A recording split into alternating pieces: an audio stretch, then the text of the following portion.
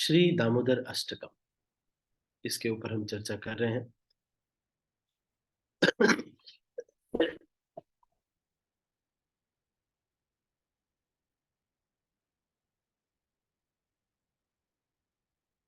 तो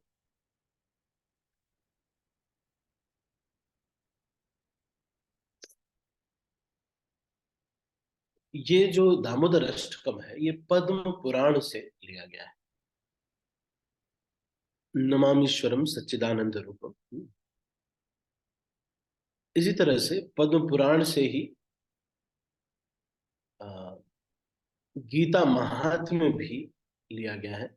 और पद्म पुराण से ही सच्चिदानंद रूपाय विश्व उत्पत्त्यादि हेतवे, ये जो तापत्रय विनाशाय श्री कृष्णाय वयम नमः।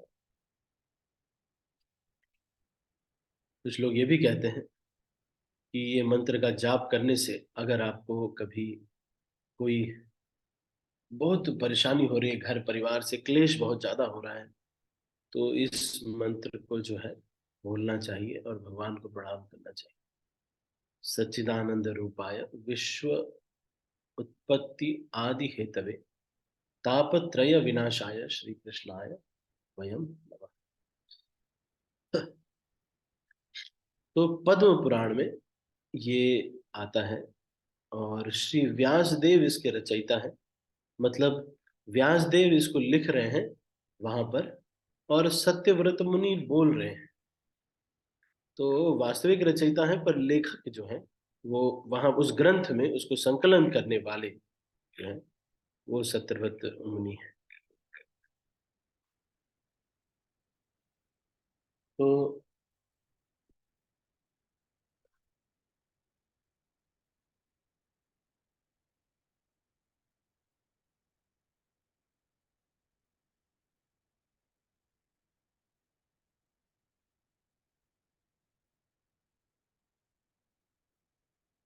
तो इसके बारे में क्या आता है, मैं आपको उसको बताता हूँ क्या है मुख्य।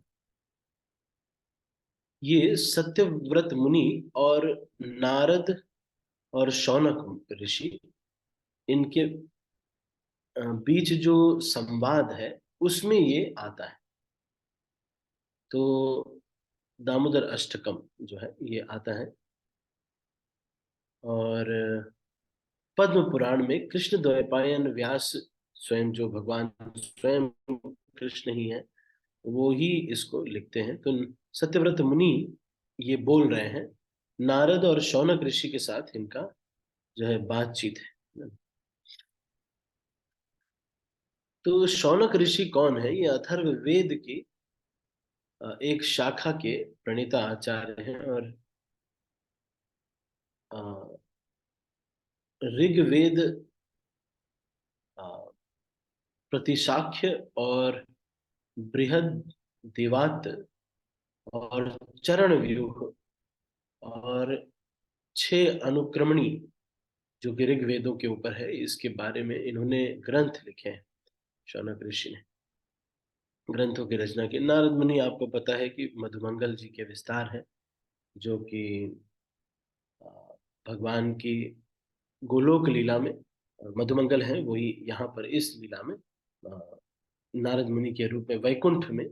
मतलब कई बार ऐसा होता है कि वैकुंठ और गोलोक इन सब में विस्तार एक दूसरे का होता है, तो इस तरह से ये आते हैं। जैसे कि मुरारी गुप्त जो है चैतन्य लीला में भी आते हैं, वही हनुमान जी ही है। तो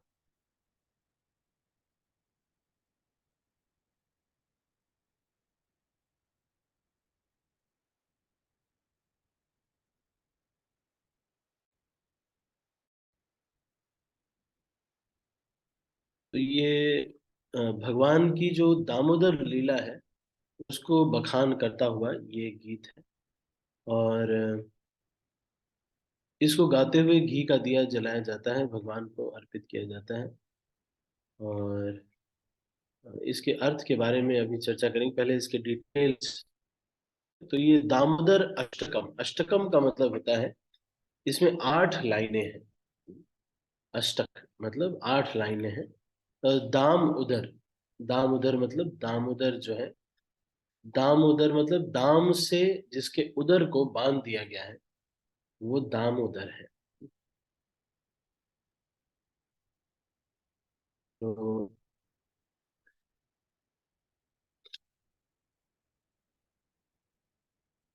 ये थोड़ा बहुत इनके बारे में हमने चर्चा किया, इस अष्टकम के बारे में। तो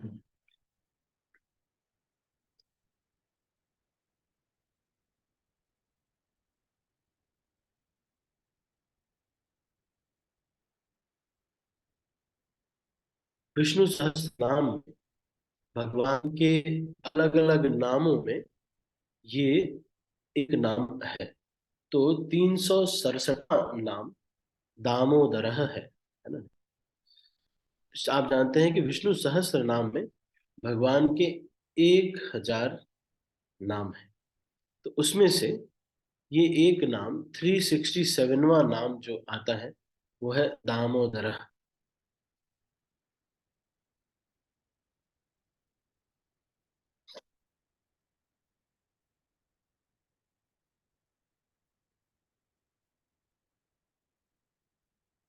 इसका एक और मतलब ये देते हैं दामोदर का, कि जिसका मन अ, इंद्रिय संयम से, दमन से, जिसका मन इंद्रियों के संयम करके करके करके बार बार जिसका मन का उद्धार हो गया है, तो ये जो है,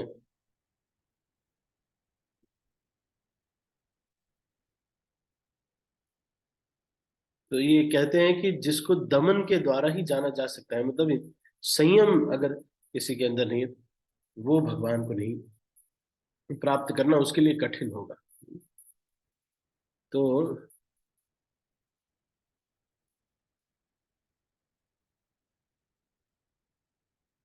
एक और इसका वर्ड का मतलब ये भी आता है कि जिसके हृदय में सारा, जिसके हृदय में सारा, जिसके पेट में सारा जगत विद्यमान है, वो भी दामोदर शब्द का अर्थ है। इस तरह से 367वां नाम जो है वो है दामोदर।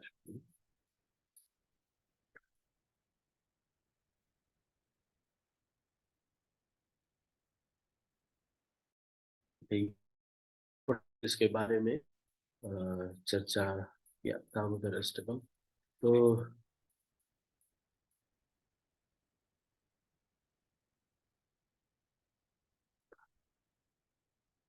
हरि भक्ति विलास में ऐसा लिखा गया है कि भगवान दामोदर को आकर्षित करने के लिए इसको भगवान के समक्ष गाना चाहिए। तो हरि भक्ति विलास के दूसरे स्कंद के 16वें अध्याय के 198 जो श्लोक है उसमें ये लिखा हुआ है। तो ये हमने थोड़ा बहुत और डिटेल में इसके बारे में चर्चा किया। और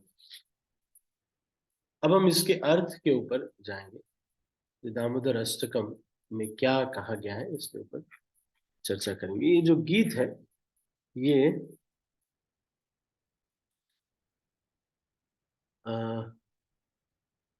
12 मात्राएं, मात्रा का वर्जन भी है इसका, और 8 मात्राओं का वर्जन है। तो अलग अलग प्रकार से इसको गाया जाता है।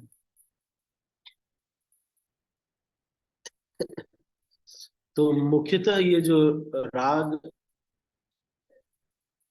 भैरवी और कहरवा ताल पे गाया जाता है कई बार इसको। जैसे कि कुछ लोग ऐसे गाते हैं, नमामीश्वरम सच्चिदानंद रूपम, है ना।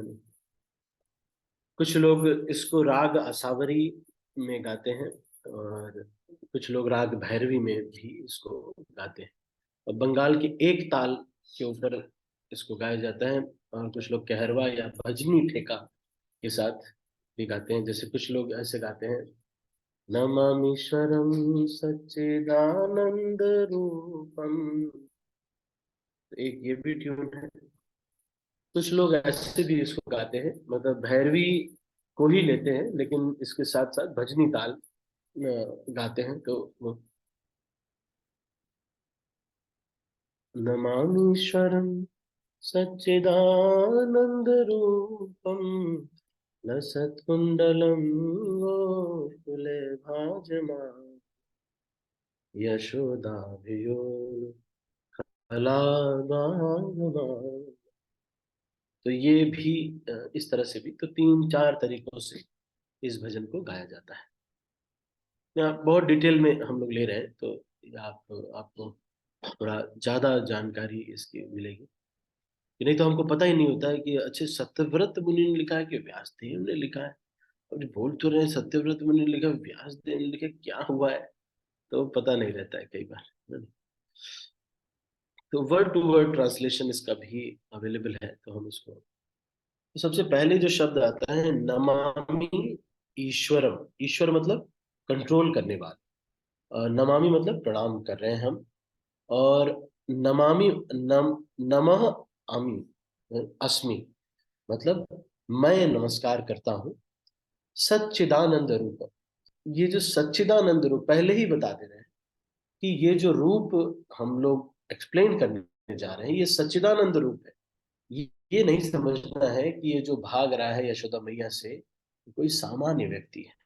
सामान्य व्यक्ति नहीं। तो ये सच्चिदानंद का बना हुआ घन रूप है। लसत कुंडलम का मतलब क्या है? जो कुंडल है वो लसत है। लसत का मतलब ऐसे ऐसे झूलते रहते हैं, खुद भी वो खेलते रहते हैं। मतलब ये जरूरी नहीं है कि भगवान हिलाएंगे तभी हिलेगा। भगवान के कुंडल एक व्यक्ति है। तो क्या होता है कि ऐसे भी भगवान रहते तो वो भी खेलते रहते हैं।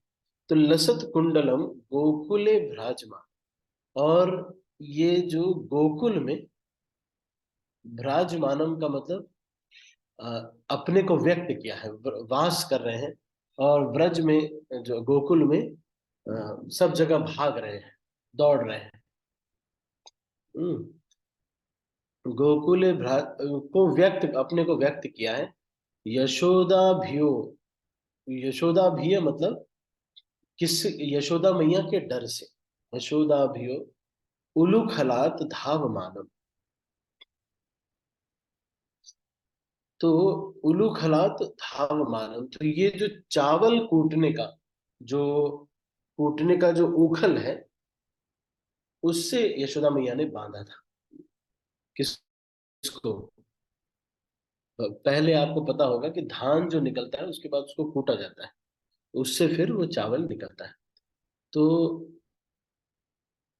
पुराने समय में जिम करने की आवश्यकता नहीं पड़ती थी। आजकल यूनिसेक्स जिम आ गया है। तो ये आजकल का प्रचलन है कि फिर इसकी वजह से फिर घर के काम करते नहीं है। तो फिर बहुत घर के काम ना होने की वजह से फिर जिम भी ज्वाइन करना पड़ता है, साइकिलिंग भी करनी पड़ती है। फिर एक बाई भी रख लेते हैं, वो बाई आती है, सारा काम करके जाती है। सासू माँ को अलग दिक्कत होती है कि भाई ये सारे काम बटन से कर लेती है। तो फिर हमारे समय में तो हम गधे की जैसे मेहनत करते थे। तो पुराने समय में वो उसी में भी ये चावल आटा कूटने में, आटा पीसने में सारा। और शास्त्र ऐसा कहता है, वर्णन आता है कि इस संसार में सबसे सुंदर भगवान ने जैसे बनाया है, तो नारी जो है अगर सुंदर है तो उस नारी की भी जो पराकाष्ठा क्या है? पराकाष्ठा ये है कि जब वो अपने पति की सेवा में रत रहती है तो उसके सौंदर्य जो है वो सबसे श्रेष्ठ सौंदर्य है। फिर उसमें भी बताया जाता है कि पति की सेवा, और जब वो घर परिवार की सेवाओं में बहुत सारे जो कार्य हैं उसको करके वो एकदम से उसमें बहुत रत रहती हैं, तो वो जो सौंदर्य है, जो पतिव्रता नारी का सौंदर्य, वो सबसे श्रेष्ठ सौंदर्य बताया गया है। तो यहाँ पर ये चीज बता रहे हैं कि गोकुले भ्राजमान यशोदा भैया उलूखला धावमान। तो वो उलूख, उखल जो है अ, उसको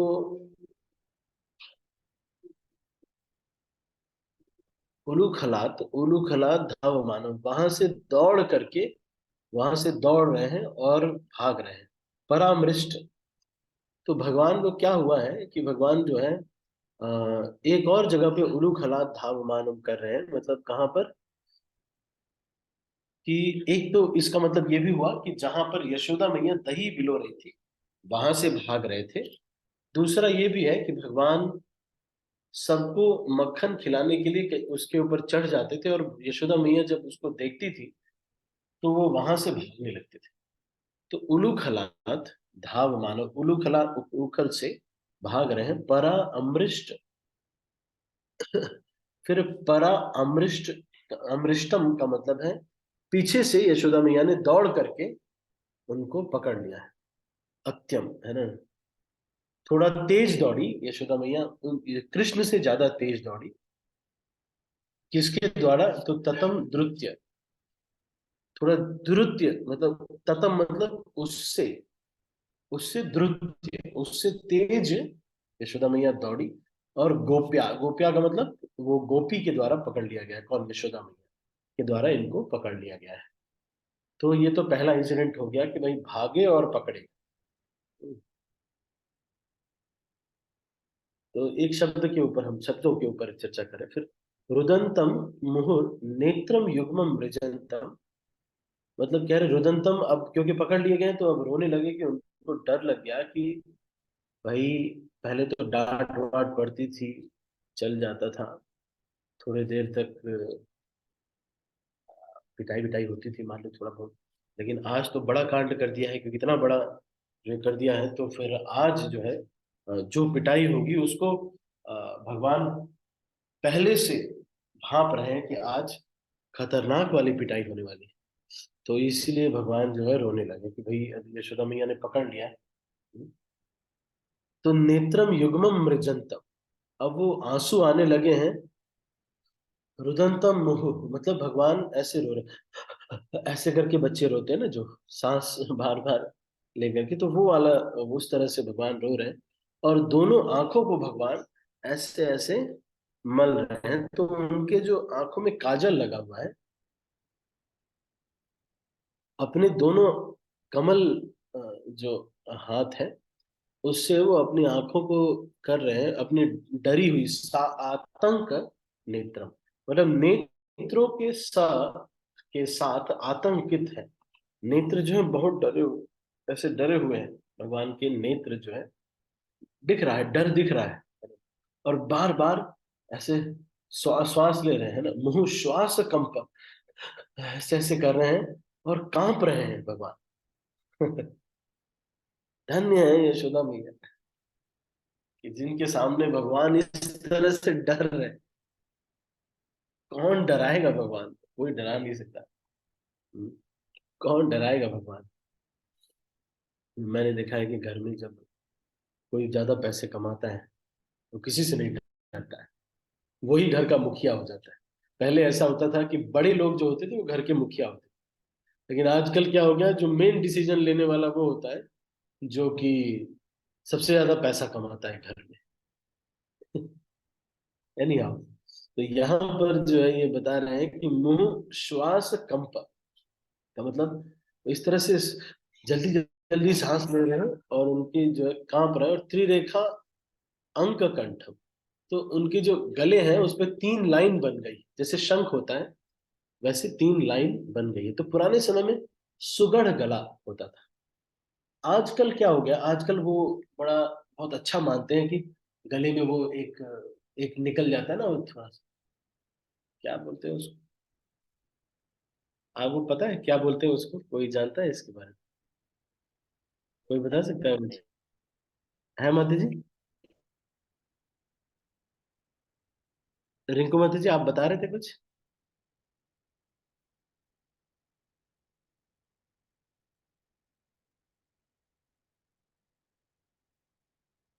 कुछ होता है वो गले, कुछ जो है ना,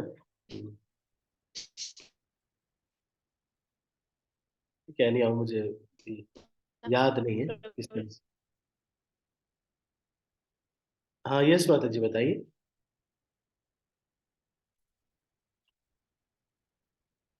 आवाज नहीं आ रही है। और मुझे भी उतना क्लियर नहीं हो रहा है। हाँ, दंडवत प्रणाम माता जी, बोलिए।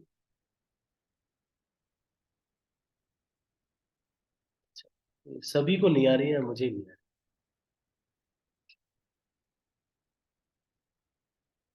मुझे ही नहीं आ रही, शायद ये नेटवर्क का इशू चल। नहीं आ रही है प्रभु जी। सभी को ही नहीं आ रही प्रभु जी। हरे कृष्णा।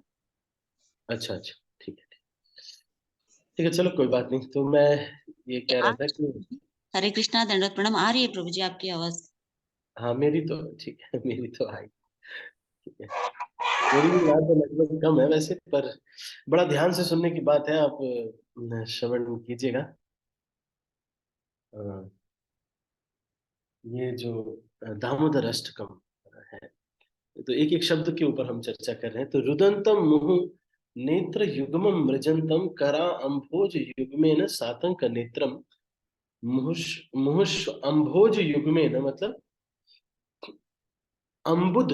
अम्बुद मतलब अम्ब माने जल होता है, तो अम्बुद उस, तो जो है ये अम्बुद कराम भोज, उस जल से निकलने वाला जो कमल है उसके समान कर जो है उनके युग्मेन, मतलब दोनों जो हाथ है।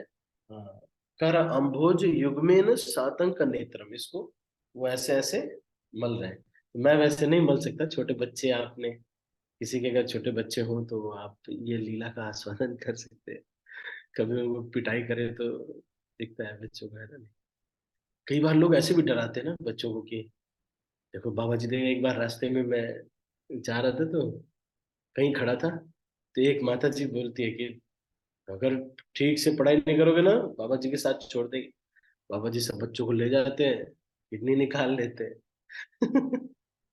मैं सोच रहा चलो, बाबा जी लोग का ये भी यूज है कम से कम, बच्चों को डराने के लिए। तो यानी हाँ, यहाँ पर कह रहे हैं कि कंप त्रिरेखा कंठम, तो ये जो गले, पहले क्या होता था, सुगड़ गला होता था। जैसे भगवान राम है, बहुत सुगड़, ऐसे नहीं होता आजकल ये six pack abs, bicep triceps, और ये सब सब ये सब होता है। पहले ऐसे नहीं होता था, मजदूर के जैसे नहीं लगते थे लोग। बहुत सुंदर भगवान राम एकदम सुगड़ है, एकदम सुगड़ है, सौम्य दिखते हैं। गले में ऐसे वो एक निकला हुआ है, ये सब देखना, ये तो गरीबी का लक्षण है कि भाई वो पोषण के शिकार हो गए, या फिर चेहरा एकदम अंदर चला गया, ऐसे अंदर चला गया। एलेक्जेंडर चीक्स बोलते हैं, क्योंकि ये बहुत, ये इससे ये पता चलता है कि आप इंद्रिय संयम नहीं कर पा रहे। उनके भी ऐसे हो गया है, ऐसे ऐसे चला जाता है ना, वो गाल अंदर चला जाता है। तो मतलब ये है कि इंद्रियों में संयम नहीं है, और क्या। बाकी जिम विम कर रहे हैं लेकिन संयम नहीं कर पा रहे हैं इंद्रियों में। तो ओज तेज वीर्यवान नहीं है, इसका मतलब।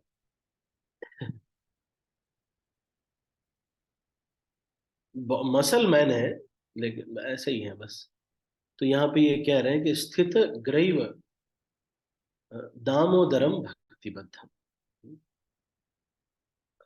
और फिर क्या हुआ है, अंक कंठम स्थित ग्रैव, बहुत सारे स्थित है ग्रैव, मतलब गले में बहुत सारे ऑर्नामेंट्स उनके गले में है ना, नहीं। वो जो गला जिसमें तीन लाइन बनी हुई है शंख के जैसे, उसके बाद वो जो है दामोदरम भक्तिबद्ध, दाम उदर उनके रस्सी बांध दी गई उसके बाद, है ना नहीं। और फिर रो रहे थे, और फिर उसके बाद यशोदा मैया डंडा लेकर के दौड़ाई तो थी, लेकिन उनको लगा कि अब इतना ज्यादा वो रोने लगे भगवान, है ना नहीं।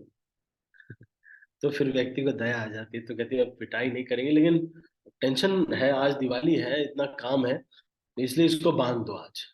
तो भक्ति के द्वारा भगवान को बांध देती है यशोदा मैया, अपनी भक्ति के द्वारा। इति दृक् स्वलीला भिरानंद कुंडे, ये आनंद का कुंड है, ये जो भगवान की लीला है। इस संसार में लोग कहते हैं कि जड़ आनंद में लोग विश्वास करते हैं, और वास्तव में ये जो नशा होता है ये इतना ज्यादा होता है कि व्यक्ति इसके पीछे सब कुछ कुर्बान करने को तैयार होता है। इस संसार का जड़ आनंद है, जैसे कि कोई स्त्री पुरुष का संग है, या फिर धन इत्यादि का मद है, ये सब जड़ आनंद है। कुछ बहुत ज्यादा नहीं है, पर इसको बहुत फैंटेसाइज किया जाता है, तो ये बहुत श्रेष्ठ माना जाता है। तो इसको कह रहे हैं कि जड़ आनंद है। इतिधिक स्वलीला भिन्न आनंद कुंड, ये वास्तव में आनंद कौन सा है? ये जो लीलाएं हैं भगवान की, ये कुंड वास्तव में वो कुंड है जो जिसमें स्नान करना चाहिए, जिसमें भक्त लोग स्नान करते हैं।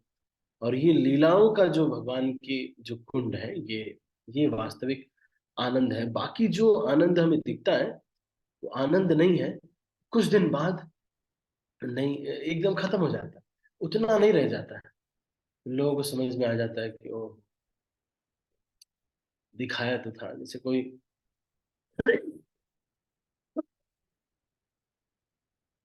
कभी कभी किसी के आ, गुलाब जामुन बहुत पसंद है, तो गुलाब जामुन खाते हैं थोड़ा बहुत, फिर उसके बाद फिर, लेकिन उससे उनका परम आनंद में हमेशा नहीं रहते। कुछ दिन बाद फिर गुलाब जामुन नहीं मिलता, फिर थोड़े दिन बाद मिलता है, फिर खुश हो जाते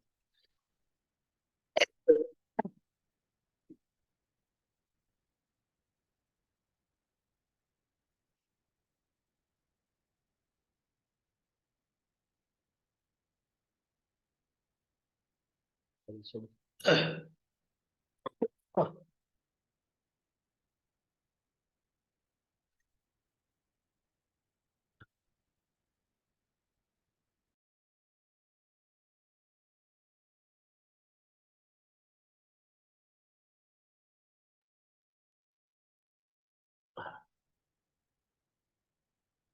तो ये कह रहे हैं निमज्जनतम, स्वघोषम। जो पहले क्या होता था, परिवार के लोगों को लोग जो है जोर से चिल्लाते थे और बुलाते थे। अब तो ऐसा नहीं होता, क्योंकि पॉल्यूशन बहुत बढ़ गया है, तो इस वजह से साउंड इतना दूर ट्रेवल नहीं करता। लेकिन पहले लोग बुलाते थे स्वघोषम, मतलब अपने परिवारजन आसपास ही रहते थे, उनको बुला लेते। स्वघोषम निमज्जनत, अपने जो स्वघोष मतलब अपने जो परिवारजन है, जो गोकुल में रहने वाले लोग हैं, उनको इस आनंद में डुबा देते हैं। कौन? भगवान। तो निमज्जनतम आख्यापयंतम, और ये लीला बता करके, है ना, नहीं, आख्यापयंतम, सब लोग इसी में डूबे रहते हैं, कृष्ण की लीलाओं में वहां पर। तदीय इशित गेशु, तो ये जो लोग इस लीला के बारे में जानना चाहते हैं, वही लोग इस भक्त जितत्व, भक्त के द्वारा जीता जाने वाली जो लीला है, ये भक्त के द्वारा, अपने भक्त के द्वारा भगवान जीत गए और इस तरह से डर रहे हैं और रो रहे हैं। पुनः प्रेमतः सत आवृत्ति बंदे, है ना। तो ये कह रहे हैं कि इस तरह की लीलाओं में भगवान अपने भक्तों को डुबा देते हैं, और उन भक्तों को भी डुबा देते हैं जो इस तरह की लीलाओं में आनंद लेना चाहते हैं। और कि किस तरह से भगवान अपने भक्त के द्वारा जीते जाते हैं। और ये कौन भक्त हैं? जो कि प्रेम करते हैं भगवान से, और उनके ऐश्वर्य ज्ञान से इसका ज्यादा उनको भाव नहीं है। तो ये कह रहे हैं कि प्रेमतः उनके इसी को जो है 100 100 बार इस लीला को वो सुनते हैं। तो ये कह रहे हैं कि जो इन लीलाओं में डूबना चाहते हैं, या वो जो वास्तव में इनको बार बार सुनते हैं, खूब बार बार सुनते हैं, वो इन लीलाओं में डूब जाते हैं। तो अगर आपको भी इसमें रुचि जागृत करनी है, कई बार लोगों को लगता है कि प्रभु जी, मेरा तो जड़ रस इतना ज्यादा हो गया है, मेरे को नहीं इसमें फर्क पड़ता है। तो कह रहे हैं कि मैं करते हैं इसको, लेकिन आपको लीलाओं में बहुत एब्जॉर्प्शन अगर करना पड़ेगा, तब जा करके ये शत आवृत्ति, हंड्रेड्स एंड हंड्रेड्स ऑफ, 100 बार, और उसकी आवृत्ति कई बार जब सुनेंगे, तब जा करके उसमें रस आएगा। कई बार लोगों को ये प्रश्न होता है कि प्रभु जी, चैंटिंग में रस नहीं आता, क्योंकि अभी जो बाकी चीजों की आवृत्ति बार बार कर रहे हैं, तो हर आवृत्ति पे उसका वेग बढ़ता जाता है। तो जैसे ही इसी तरह से भजन भी, चैंटिंग भी ऐसी चीज है, जब आप करते हैं तो धीरे धीरे आपका जो है आवृत्ति होने की वजह से आपका वेग, उसका आवेश जो है बढ़ता है। ठीक है, तो अभी ये समय बहुत हो गया है। इति दिक् स्वलीलाभिरानंद कुंडे स्वघोषम निमज्जन्तम आख्यापयन्तम तदीये शितज्ञेषु तदीये ईशितज्ञेषु। जो इस भगवान के इस ऐश्वर्य को, किसके, कि भगवान अपने भक्त के द्वारा जीत लिए जाते हैं, लोगों को बताता है, निमज्जन, और खुद भी बार बार सुनते हैं। तो तदीय ईशित गेषु भक्त जितत्वम पुनः प्रेमतः शतावृत्ति बनते, और कई बार बार बार सुनते हैं, ऐसे व्यक्ति ही इन लीलाओं में के आनंद में डूब सकते हैं। बाकी जो जड़ आनंद है,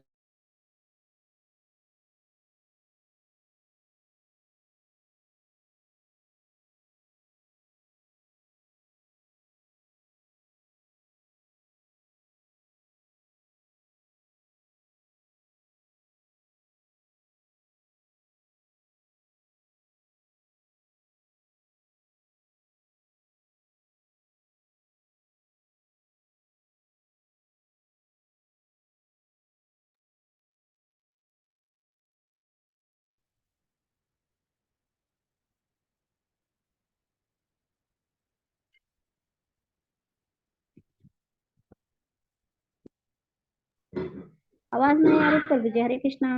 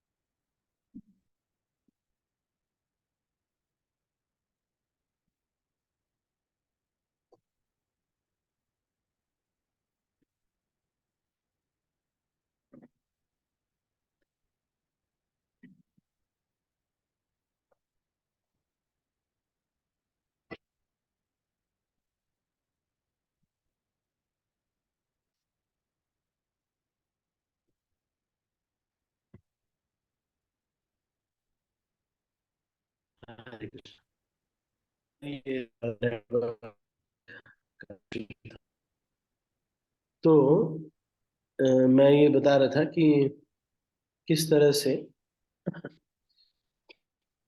ये जो लीला है, ये अभी मैं इसको यहीं पर समाप्त करूंगा, ज्यादा लंबा नहीं कर पाएंगे क्योंकि अभी 7:30 बजने वाला है, सारी चीजें हैं। तो हम इसको आगे कंटिन्यू करेंगे। आज पार्ट 1 हमने किया, कल भी इसकी चर्चा हम आगे बढ़ाएंगे। ठीक है, तो आप सभी भक्तों को मैं, सभी भक्तों का बहुत बहुत धन्यवाद। और मैं सब भक्तों को अनम्यूट कर रहा हूँ और फिर इस मीटिंग को क्लोज कर। हरे कृष्ण। श्रील प्रभुपाद की जय, और भक्तवृंद की जय। जय। हरे कृष्ण प्रभु जी, दंडवत प्रणाम। हरे कृष्ण हरे प्रभु। कृष्ण हरे कृष्णा प्रभु जी प्रभु प्रणाम। जी दत्त नाम। कृष्णा सभी को हरे कृष्णा माता जी पर सबको दंड प्रणाम। सबको दंडवत प्रणाम। नेटवर्क पे यहाँ पे नहीं आ रहा।